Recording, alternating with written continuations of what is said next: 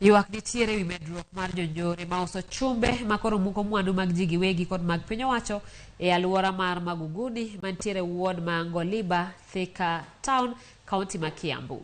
Kuom dweche adek mokalo, kuo mar pumps mag pi, tangi mag pi, gates, dirisni kod mwandu mag pur molos gi chuma osebedo kathoth ka oganda yuak ne joan chumbe mosetigo masani ohandgi dhi maber e alworano. Kaluwore gi kuoni, otieno mar chieng' wuok tich, jodak nodhiyo achije adek manoyudi komonjo udi moko mar kwalo chumbe.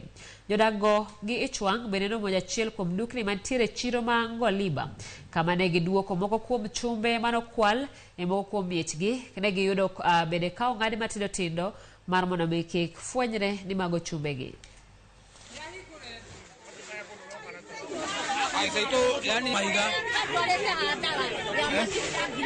Jana walienda wakavunja fensi ya mtu, wakaimba gate na mashini ya maji worth 80,000 na wakaenda kuuza 700 kupima kilo.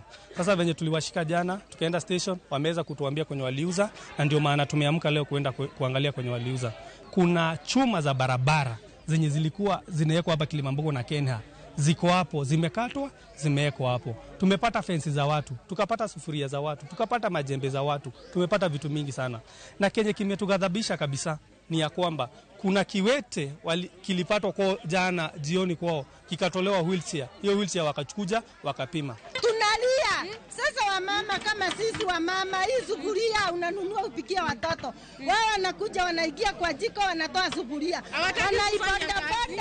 wanaibonda hivi wanakuja wanauza sufuria. Hata tumepata vitu ya nini ya bridge, hizo metals wameuziwa.